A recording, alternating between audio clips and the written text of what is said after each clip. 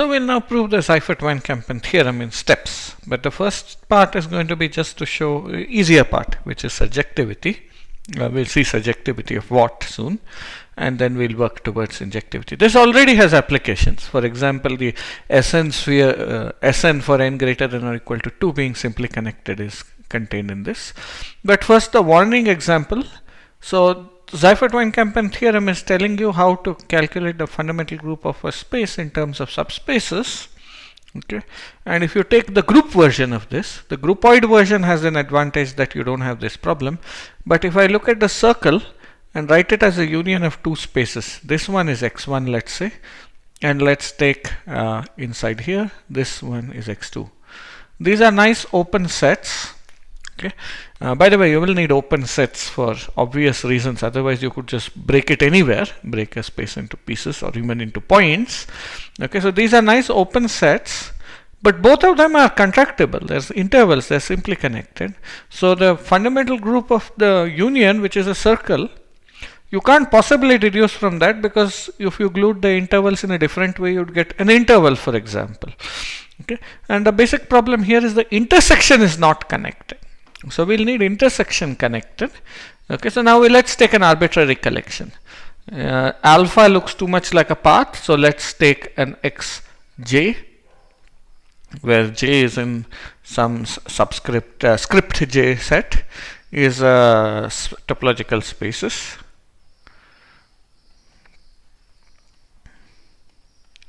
As usual, let's assume xj is path connected.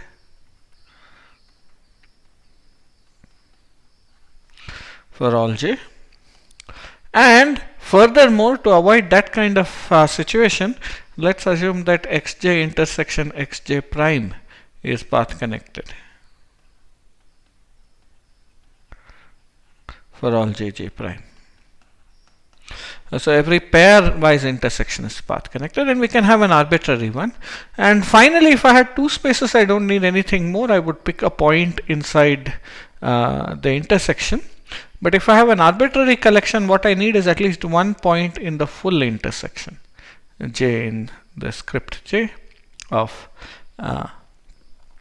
xj. So we have a point here. Okay, so we have the following setup. We have a bunch of spaces and we have a common point. Each of them is path connected, and so are each pairwise intersections. Okay, for the final part, we'll need triple intersections also connected, but for this easier part, this is all we need. Okay, then, well, what do we know? We have inclusion ij star. So this maps xj with base point into x with base point. Ahaha. Okay, so the key point here is that xj is contained in x have to be open. These are open subspaces, and x is going to be union of j. Okay, so there's open subspaces. So the inclusions will then give you maps from xj into x. Okay, but that was ij. But ij star will give you maps from pi 1 to pi 1. So universal properties of free products will tell you that we have a map. Hence, we have phi. Which will map star of j in j of pi 1 of xj x0, that is the free product of all of these, into pi 1 of x x0.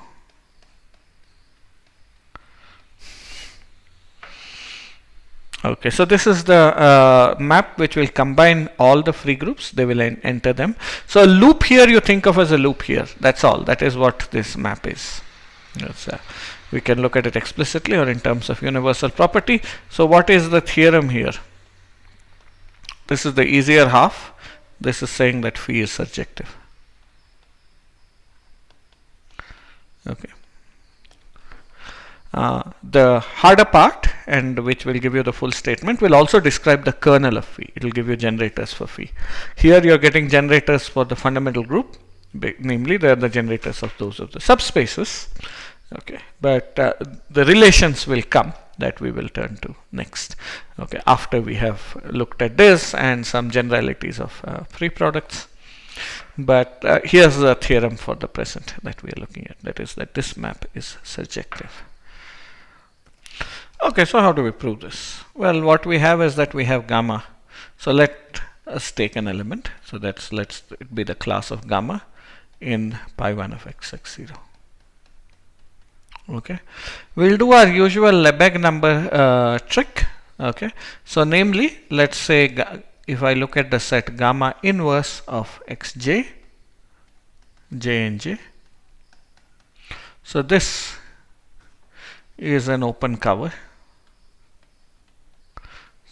of 0, 1, hence has a Lebesgue number. This proof will remind you extremely of the proof for S2 being simply connected, and indeed that's a special case of this. Okay, so now what do we have here? Hence gamma is homotopic to gamma 1 star gamma 2 so on star gamma n, such that gamma I is contained, so it maps 0, 1 to xi, xji, ji for some ji. Okay, recall how this is the case. If I look at the interval 0, 1, by Lebesgue number theorem, I can subdivide it into segments so that each segment maps into one single xji. Okay, the ith segment maps into xji, and when we look at this, so that is the thing, and then we call these curves gamma 1, gamma 2. Okay, of course gamma is not equal to this star with any particular associativity, but it's homotopic to this star, so we take things as evenly spaced and divide it in this way, so that we have these results. Now what we want to do is upgrade, so that so the claim is gamma is equivalent to, let's write gamma 1 prime star gamma 2 prime star gamma n prime with gamma I prime in the loop of some xji and x0 for some I. So we want to upgrade this to loops. Okay, we did that even in the case of Si. Okay, so proof. Okay, so we'll consider two cases. So we modify by inserting paths. So what do we do? So here we are. So suppose I have gamma I here and I have gamma I plus 1. Okay, there is a common point.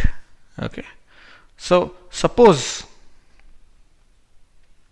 firstly we'll consider the case. So suppose we consider the case where ji is not equal to ji plus 1. These are two different curves, components. Okay, pick a path lambda, let's call it I, from the endpoint gamma I 1, which is incidentally gamma I plus 1 of 0 to x0 in the intersection xji intersection xj I plus 1. Okay, well, you can do the same thing even if ji equals ji plus 1. Okay, this sounds a bit silly.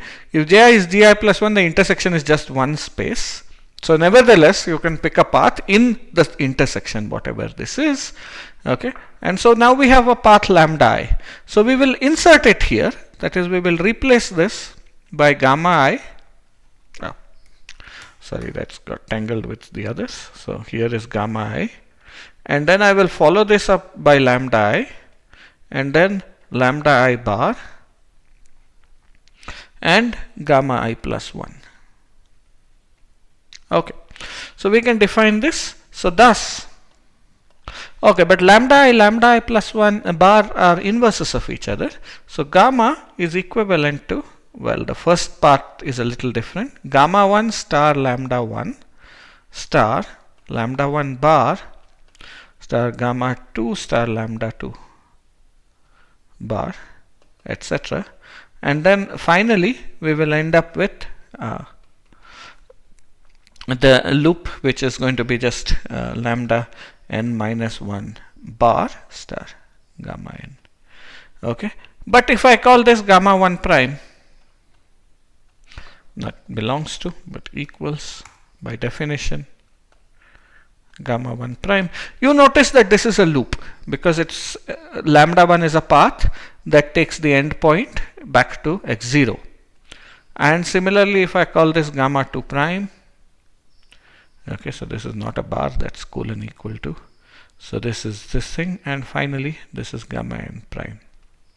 Okay, so the generic term is going to be gamma I prime is going to be equal to, we take the previous one, lambda I minus 1 bar followed by gamma I followed by lambda I. So this is going to be a path from x0 to x0. Okay, so now we are basically done. What do we know? Claim gamma is this with gamma is these things. Okay, so since there's so little left, let's just finish the proof on this page. What does the claim imply? Claim implies that we have class of gamma is class of gamma 1 prime star class of gamma 2 prime, etc. class of gamma n prime. But now each gamma I is a loop which is supported in xi. So this belongs to pi 1 of xj1 x0.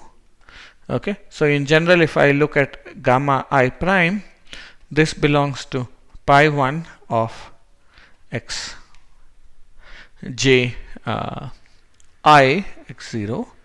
It belongs to this fundamental group, but we also have inclusions on the fundamental group. So this is I of ji star, I for inclusion, and I here is the index of this guy.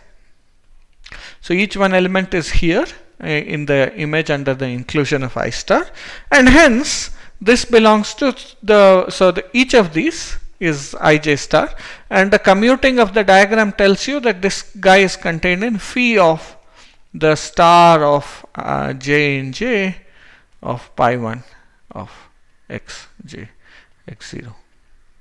Okay, so these are correspond to the single letters, or if you wish, by the commuting of the diagram with the universal property. So what we did is we rewrote the path so that we are inserting segments contained in gamma I and gamma I plus 1.